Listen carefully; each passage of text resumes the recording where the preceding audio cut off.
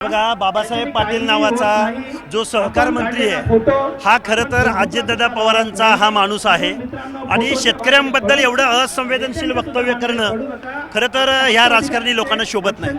बाबासाहेब पाटील, तुम्ही खरं तर जो शेतकऱ्यांच्या बाबतीमध्ये जे तुम्ही वक्तव्य केलंय हेच शेतकरी तुम्हाला ज्यावेळी तुम्ही शेतकऱ्यामध्ये जाल, अहमदपूरमध्ये जाल, त्यावेळी तुम्हाला याचा जाब निश्चित विचारतो. छगन भुजबळांनी इकडं पाठ फिरवलेली हे बघा, ओबीसीचे ते राष्ट्रीय नेते आहेत, वेगवेगळ्या ठिकाणी आंदोलनं करतायत आणि लोक आता बोलायला लागलेले आहेत. त्यामुळे वेगवेगळ्या विभागामध्ये वेगवेगळे नेते आंदोलनं उभी करतील. छगन भुजबळ इथे आले असते तर एक चांगला मेसेज गेला असता. पण मी सगळ्या ओबीसी नेत्यांना हात जोडून विनंती करेन, राजकारणापेक्षा आपण सामाजिक न्यायाची लढाई लढू, ओबीसींना न्याय देण्याचा प्रयत्न करू. हेच जर एकी आपल्याला हा JR निघण्याच्या अगोदर दिसले असते तर एखाद्या वेळेस हा JR निघाला नसता.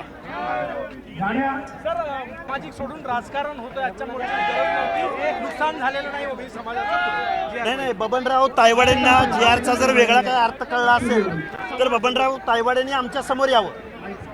कारण प्रत्येक तहसीलला मराठा समाजाला कुणब्याचं सर्टिफिकेट 15 दिवसाच्या कालावधीमध्ये 1000 सर्टिफिकेट वाटायला सांगितलेत.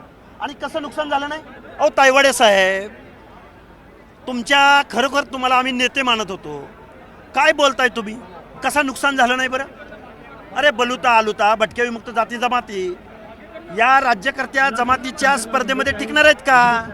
आणि मग जर या JR द्वारे जर त्याला काही धक्का पोहोचत नसेल असं तायवाडे म्हणत असतील, मग JR कशासाठी काढला? JR काढण्याचं कारण काय होतं? त्यामुळं तायवाडे साहेब, आपण ज्येष्ठ नेते आहात, राजकारण करण्यापेक्षा आजपर्यंत ओबीसी म्हणत आलाय आणि आत्ता तुम्ही कुणाचं तरी काहीतरी सुपारी घेतल्यासारखं बोलताय. खरं तर हे बोलणं आम्हाला योग्य वाटत नाही, पण तुमची भूमिका आम्हाला आवडली नाही. ABP माझा, उघडा डोळे बघा नीट.